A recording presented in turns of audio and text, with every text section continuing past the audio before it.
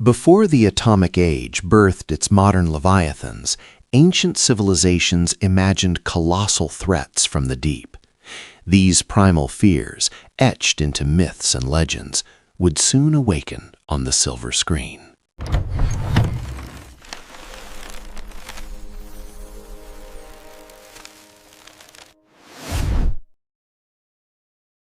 From the deepest oceans to the highest peaks, humanity has always spun tales of colossal creatures. These aren't just stories, they're primal echoes of a world far older than ours, where imagination grappled with the unknown. What is it about these titans that so captivates us? Perhaps it's the raw power they represent, a mirror to nature's formidable might, or a reflection of our own deep-seated fears and fascinations. Long before the silver screen brought beasts to life, the human mind conjured monsters of unimaginable scale, forging myths that endure to this day. Across countless cultures, creation myths often feature primordial chaos monsters. These aren't just large animals, they are fundamental forces, embodiments of the untamed, the destructive, and the formless. Consider Tiamat, the Babylonian goddess of chaos, a monstrous serpent or dragon whose defeat led to the creation of the heavens and earth. Or the biblical Leviathan, a terrifying sea creature, often depicted as a colossal serpent or whale, a symbol of God's overwhelming power. These beings weren't just threats, they were integral to the cosmic order, shaping worlds with their very existence. Norse mythology gifted us one of the most iconic and terrifying kaiju-style beings, Jörmungandr, the Midgard serpent. This colossal offspring of Loki was cast into the great ocean encircling the human world, Midgard. There, it grew so vast that it could bite its own tail, holding the world in its crushing embrace. Jörmungandr's emergence signals Ragnarok, the twilight of the gods, when it will unleash its venomous fury upon Thor himself. The idea of an unknowable, world-girdling beast lurking beneath the waves evokes a profound sense of existential dread, a precursor to modern monster narratives. The ancient Greeks, too, understood the appeal of colossal beings. Their myths teem with monstrous entities, from the 100-armed hecaton Kyries to the serpentine Typhoeus. But perhaps the grandest display of colossal conflict was the Gigantomachy, the war between the Olympian gods and the Gigantes, enormous, often serpentine-legged beings born from Gaia, Earth. These were not mere mortals, but powerful primordial forces whose battles shook the very foundations of the world. Such tales established a narrative template, overwhelming forces of nature threatening civilization, confronted by heroic, albeit powerful, defenders. Japan's rich folklore is particularly fertile ground for kaiju-style creatures. Ancient stories speak of powerful dragons like Ryujin, the benevolent Shinto god of the sea, who could control tides and storms. But there were also malevolent forces, like Yamata no Orochi, an 8-headed, 8-tailed serpent, so vast its body spanned 8 valleys and 8 hills. It devoured maidens until slain by the god Susanoo. Then there are the Oni, colossal, horned ogres, embodying destructive natural forces or human evils. These tales built a cultural foundation, imagining gargantuan beings as forces of nature, deities, or destructive spirits. Long before scientific paleontology, humans stumbled upon colossal bones buried in the earth. Imagine ancient peoples unearthing the femur of a mammoth or the vertebrae of a long-extinct reptile. These immense alien remains could only be attributed to equally immense mythical beings. Dragon legends in China, for example, are often linked to the discovery of dinosaur fossils. The Cyclops myth of ancient Greece might have originated from finding elephant skulls, where the large nasal cavity was mistaken for a single eye socket. Such discoveries fused with imagination, solidifying the idea that colossal creatures once roamed, or still roamed, the world. The 19th century brought a scientific revolution that dramatically reshaped our understanding of Earth's deep past. Paleontology emerged, systematically unearthing and identifying the fossilized remains of truly immense creatures, dinosaurs. Scientists like Gideon Mantell, William Buckland, and Richard Owen pieced together fragmented bones, revealing creatures far more enormous and awe-inspiring than any myth had described. The iguanodon, megalosaurus, and others captivated the public imagination, proving that giants were not just the stuff of legend, but had indeed walked the earth millions of years ago, altering our perception of natural history forever. As paleontological discoveries mounted, artists began the challenging task of reconstructing these lost giants. Early dinosaur art, though sometimes inaccurate by modern standards, was pivotal in bringing these prehistoric beasts to life in the public consciousness. One of the earliest and most famous examples are the Crystal Palace dinosaurs, built in London in the 1850s. These life-sized sculptures, based on the then-current scientific understanding, offered Victorians a tangible glimpse into the Mesozoic era, bridging the gap between scientific fact and public imagination, showcasing the incredible scale of these ancient inhabitants. The late 19th century witnessed another profound technological leap: the birth of cinema. What began as simple kinetoscope loops quickly evolved into a powerful new medium, capable of capturing and recreating reality and fantasy with unprecedented verisimilitude. The flickering images on a screen held an almost magical allure, offering glimpses into other worlds. This emerging art form was destined to become the perfect canvas for bringing the colossal creatures of myth and prehistory to astonishing, convincing life, transforming static illustrations and academic texts into dynamic, immersive experiences that captivated audiences. Pioneering filmmaker Georges Méliès quickly grasped cinema's potential for illusion and fantasy. A former stage magician, Méliès developed numerous special effects techniques: stop motion, multiple exposures, dissolves, transforming the camera into a magical wand. His fantastical journeys to the moon and under the sea proved that cinema could transcend reality, creating worlds and creatures that defied physics. Méliès laid the essential groundwork for cinematic spectacle, demonstrating that impossible beings and events could be rendered believable on screen, thus paving the way for the giant monsters that would dominate later decades. In 1914, Winsor McCay, a visionary cartoonist and animator, unveiled a true cinematic marvel, Gertie the Dinosaur. This short film featured an animated brontosaurus that not only moved with surprising realism, but also interacted with McCay himself on stage. Gertie was a groundbreaking achievement, showcasing the incredible potential of animation to create believable, living prehistoric creatures. It was the first time a dinosaur truly came to life on screen, establishing a visual language for these ancient giants and inspiring generations of animators and filmmakers to push the boundaries of cinematic realism. Sir Arthur Conan Doyle's 1912 novel, The Lost World, cemented the public's fascination with living dinosaurs. Its premise, a plateau in the Amazon where prehistoric creatures still thrive, was a global sensation, fueling adventures and scientific curiosity. The book painted vivid pictures of colossal dinosaurs, pterodactyls, and ape-men, creating a template for lost world narratives. The sheer scale and wonder of Doyle's vision perfectly positioned the story for adaptation to the burgeoning medium of cinema, promising to unleash these magnificent, terrifying beasts onto the silver screen and into the collective imagination with unprecedented impact. The 1925 film adaptation of The Lost World was a watershed moment for special effects. Pioneered by Willis O'Brien, the stop-motion animation used to bring its dinosaurs to life was revolutionary. O'Brien's painstakingly animated models conveyed a sense of weight and movement previously unseen, making the dinosaurs feel tangible and terrifying. Audiences were captivated by the sight of a brontosaurus wading through a swamp or a T-Rex battling a triceratops. This film proved that cinema could convincingly portray prehistoric giants, setting a new standard for creature features and directly influencing future generations of monster movie makers. The 1930s ushered in the golden age of monster movies.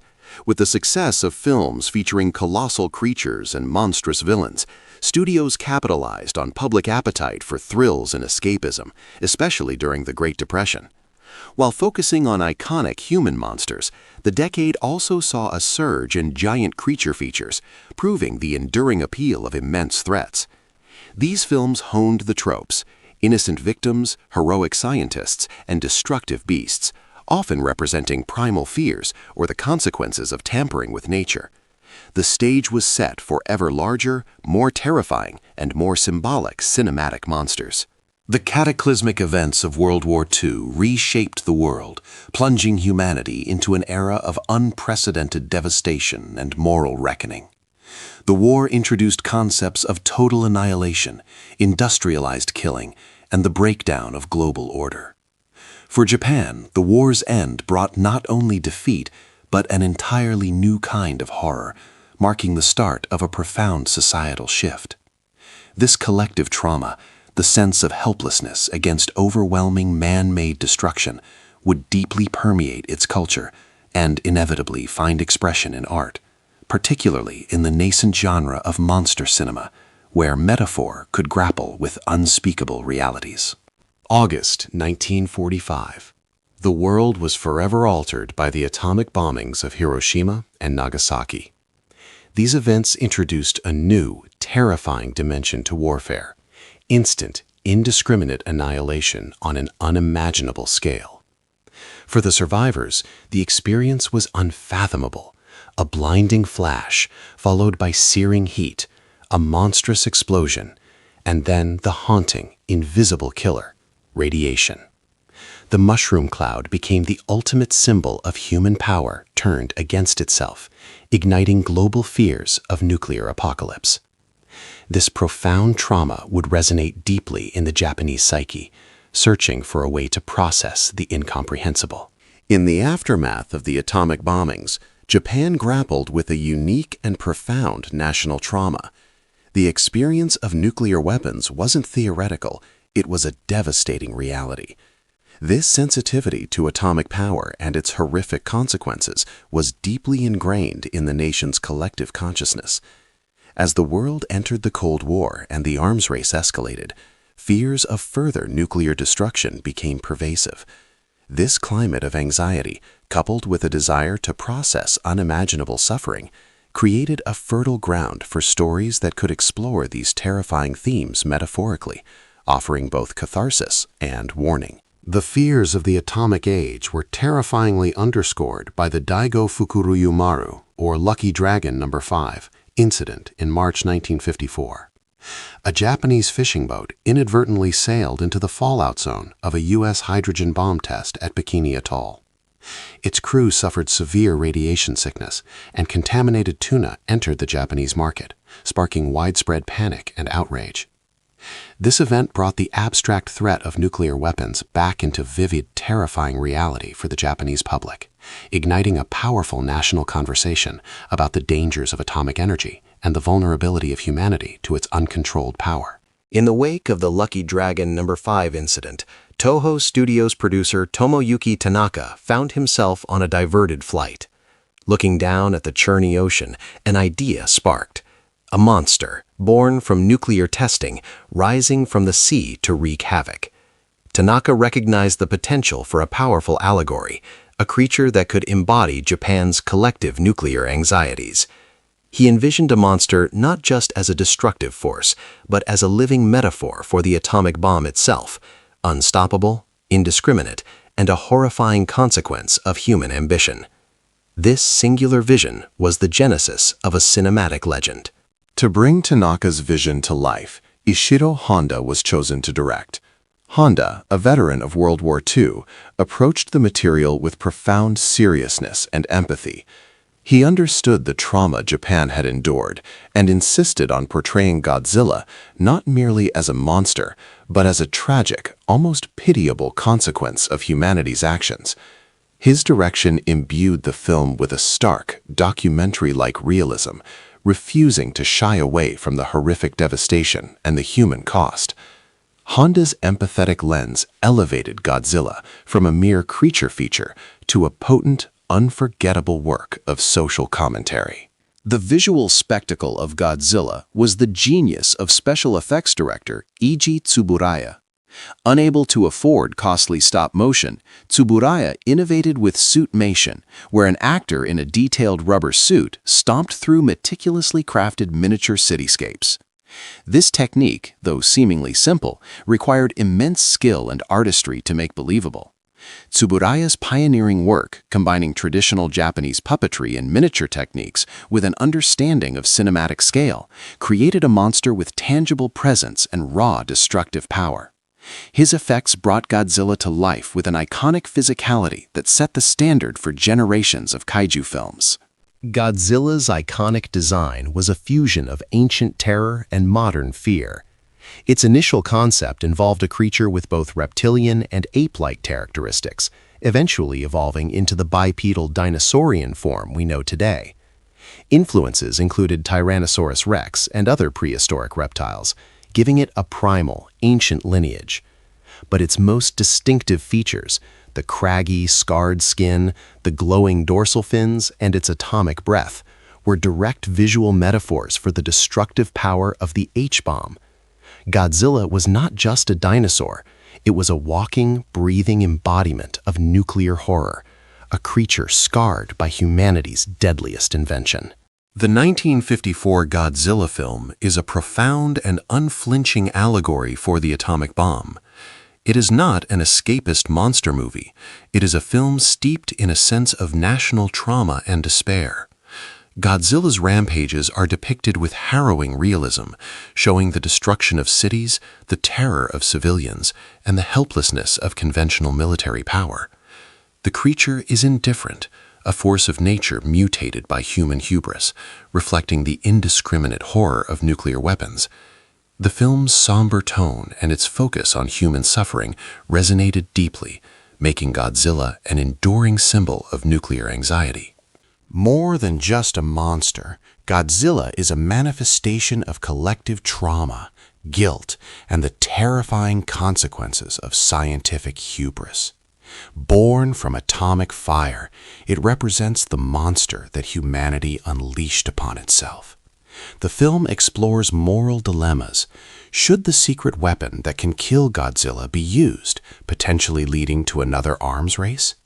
This deeply philosophical core elevates Godzilla far beyond a simple creature feature, cementing its status as a powerful, enduring piece of art that uses fantastic horror to confront very real, very human fears about our capacity for destruction and our responsibility for its aftermath.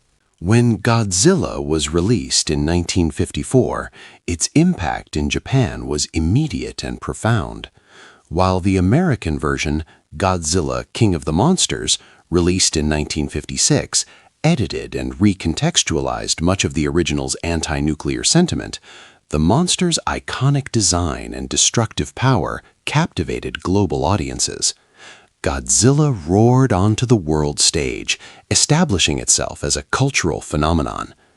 Despite different interpretations, the sheer spectacle of a giant monster devastating cities struck a universal chord, ensuring Godzilla's place in cinema history and paving the way for a whole new genre of giant monster films. Godzilla did more than just become a monster icon. It birthed an entire genre, Kaiju Eiga, or monster movies. From Mothra to Rodan, Gamera to King Ghidorah, a pantheon of colossal beasts emerged, each continuing to explore themes of environmental destruction, scientific ethics, and human vulnerability. The kaiju genre endures because these monsters are more than just spectacles. They are reflections of our deepest anxieties. They remind us of forces beyond our control, whether natural disasters, nuclear threats, or humanity's own destructive tendencies, providing a powerful, visceral way to confront these complex issues. From the primal fears of ancient myths to the scientific wonders of paleontology and the inventive magic of early cinema, a long, winding path led to the creation of Godzilla. This legendary kaiju embodies our enduring fascination with the colossal, marrying the mythical dread of primordial beasts with the very real terrors of the modern age. Godzilla remains a powerful, evolving symbol, a protector, a destroyer, and a haunting reminder of the consequences of our actions. The echoes of giant monsters continue to resonate, proving that some stories, like the colossal beings they portray, are truly immortal.